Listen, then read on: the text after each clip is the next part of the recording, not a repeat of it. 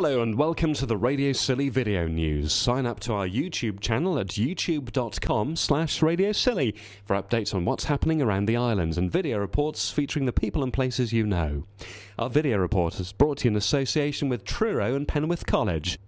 Read about courses and opportunities online and watch the building of the new Penwith campus at truro-penwith.ac.uk. Sign up to the Scilly Lottery and you've a 1 in 2,000 chance of winning £1,000. You can play if you live on the mainland. It helps keep Radio Scilly on air and funds good causes around the islands. Read more at scillylottery.com. The Scilly Lottery, scillylottery.com. Around 80 secondary school pupils and 50 primary school kids have pounded the pavements around St Mary's, taking part in the annual school marathon. Martin Songhurst is PE teacher. Well, it's going to be two marathons. We say marathon, one's for the primary is a sort of a 5k and the secondary is a 10k. Set off from primary school at around 2 o'clock and give it all they got. Primary do a kind of a through the nature trails around Porthelic, through the nature trails to Holy Vale, up to Farmer Brown's, down Rocky Hill, and across to Porthlow and back, whereas the secondary go pretty much right around the island with the exception of the garrison, really. It's quite a long way, isn't it, really? It's tough work, especially some of them will push themselves extremely hard. I don't think anybody's going to beat Phil Greenlaw's 44 minutes, but some of them will go hard. I'm expecting Rory Guy, year 8, he'll be around the late 40s tomorrow, and if it's hot weather, it's tough. And do they take it that seriously? Do they look at other people's times in previous years? Yeah, some of them do. Patrick May last year trained really hard. Him and Andrew Hewlands were going to go for it. Unfortunately, Patrick was ill during that week, so he didn't get a chance. But yeah, he really put the time in, and I think you usually get your hardcore, sort of the top 20 will push themselves hard.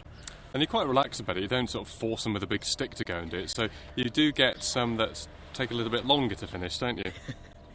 Yeah, God, last year I was 2 hours waiting for 3 girls to come back. I'm not going to mention any names, but some of them will just, they'll get round, they'll walk round, they'll talk till the cows come home, and the main thing is that they do take part. The ones that want to push themselves can, and it's all about, personal goals, really. And Roger Williams did it before me, and a lot of people say that it's a tradition on the islands, so we'd like to keep it going. For many islanders, the role of tourism officer is the most important in our council's operations, and it's often one role that's most heavily scrutinised by members of the public. Well, over the next few weeks, a plan is set to emerge to decide the way forward for the position, after Radio Scilly announced the post is set to become vacant soon. After 1.5 years in the job, tourism officer Kate Sleep has tendered her resignation and is set to leave the position in August.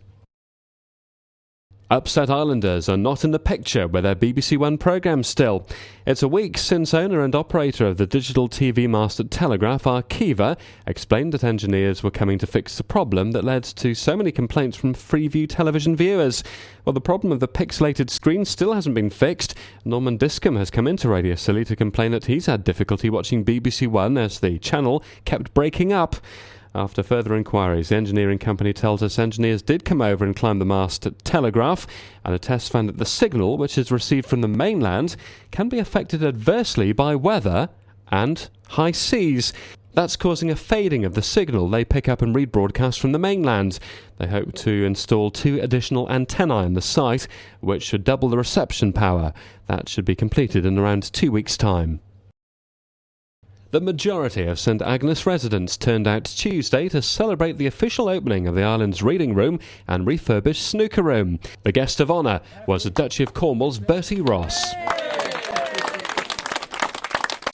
It was touch and go whether Bertie Ross got to the islands because of early morning fog and travel disruption on his journey from Southampton.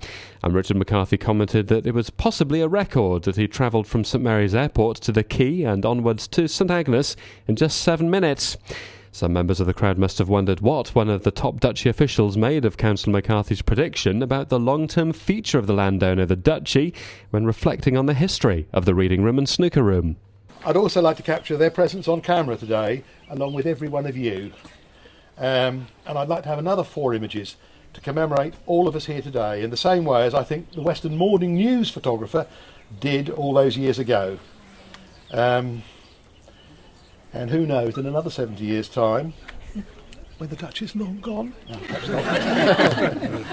the little ones here today will say... Richard showed us how much work has been done and how much has changed.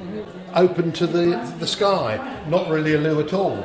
2 separate rooms on one side, rats everywhere, falling down. 70 years of, well, not 70 years, but 70 years old and looking it. So we've had to put a new roof on both buildings. We've kept the floor here, we've kept the walls, we've kept the ceiling here. The billiard room, the snooker room is much as it was 70 odd years ago. The reading room, 100 years old, much more work to be done on that. The crowds gathered and had a look at the improved facilities for the island's doctors as well. Toby Dalton said what was on offer now made a huge difference to patients on St Agnes.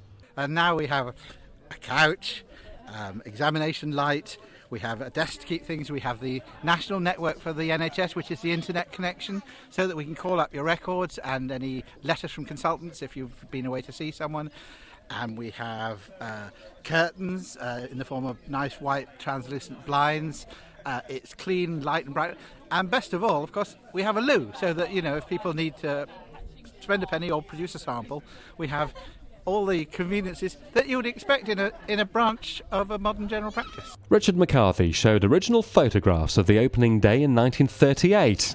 October 1938, when the snooker room was opened. In fact, they were playing billiards there. The Earl of Radnor, William played El Bouverie, 5th Earl of Radnor, Lord Warden of the Stannaries, taking on Sir Clive Burns, the Duchy Secretary.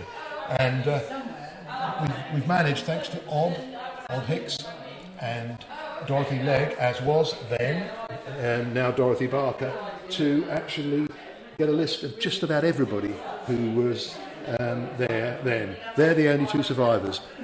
Dorothy was 10, I think. And just like 9. That day in 1938, visiting dignitaries were encouraged to play a game of snooker.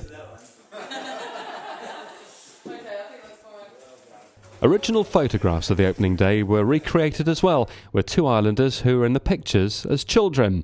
Dorothy Barker had clear memories of that special day.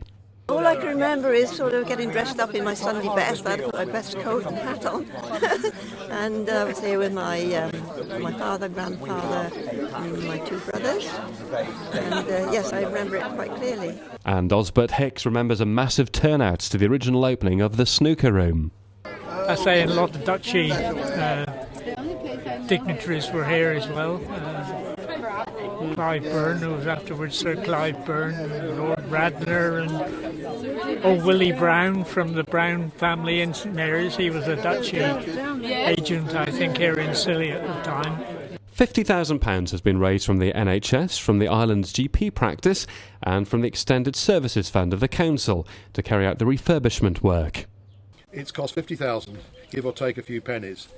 The Island Hall Committee, with the help of Dr Jeffries, whose surgery today, can't be here today, working today, managed to extract £5,000 from the Primary Care Trust. But the bulk of the cash came via the Council and Joel Williams, with the help of the Extended Services budget.